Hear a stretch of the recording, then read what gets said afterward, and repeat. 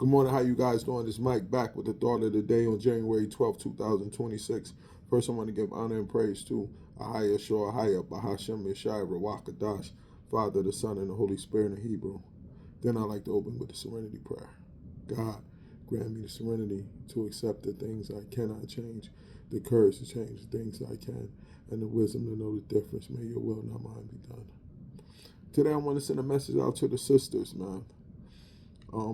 Before you get in a relationship or pursue somebody, we got to take it back to our culture and our biblical days in terms of courting and getting somebody to vet the young man before you get in a relationship with him.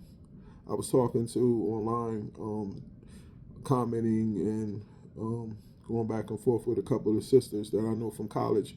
Wasn't a bad back and forth. It was a good dialogue. And so they'll prompt me to want to make this video today. It's very important for our sisters nowadays, as we see the domestic violence rate is going up. Single mother parenthood is still on the rise, and things of that nature. It's very important to analyze yourself first, do an inventory of yourself first, and then before you get in a relationship with a guy, find you a righteous brother that's in your life, your family member, or one of the heads of your church if you got a Bible-based church, and have them vet that brother to even see if he qualifies to be a good leader for you, a man of God, and things of that nature. Because I hear sisters say that the guy fooled them for pretending he was somebody else in the representatives, and I understand that, and I get it. But we also got to look at ourselves and ask ourselves, do we have a history of picking the right mate? And I see a lot of sisters that are going through single parenthood and things of that nature with multiple baby dads. And so we got to really be honest with ourselves. One, were we the problem in the relationships? Or two, are we just horrible at picking men? One of those have to be true. Either you was the problem in the relationship or you have a problem picking men. And this is not the case for everybody's out there. So I'm just bringing up an instance. And if that's the case, then try finding somebody to vet the guy before you get in a relationship with him. Find somebody in your family that's really trying to follow God. Find a man in your family to sit down with that young man and ask him those hard questions.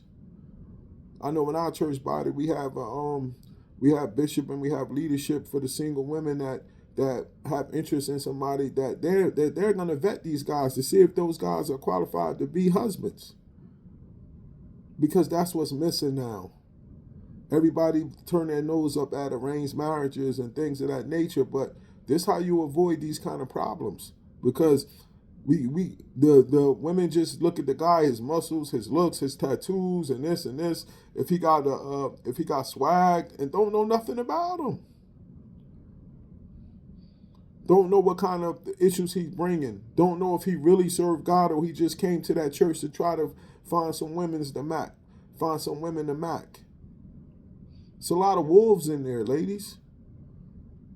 And they know that especially in the black church, they know that the numbers are crazy in there in terms of the amount of women versus men. It's probably about 10 to 1 now, 11 to 1, because a lot of brothers don't even go to those kind of churches.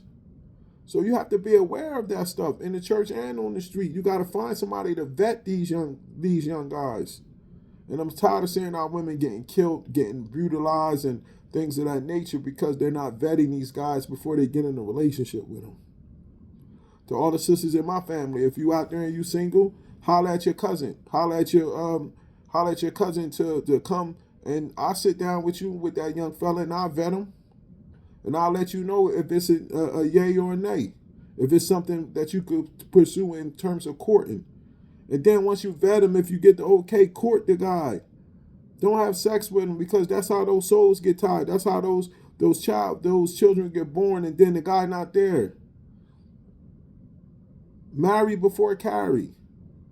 So you find somebody to vet him. Then you're going to court the dude for marriage. Then when you get married, then you go to the next part of it of being intimate, and if you procreate, then procreate. But come on, man. We can't keep doing the same thing over and over again expecting different results. That's insanity. This Mike. Enjoy the rest of your day. Shalom.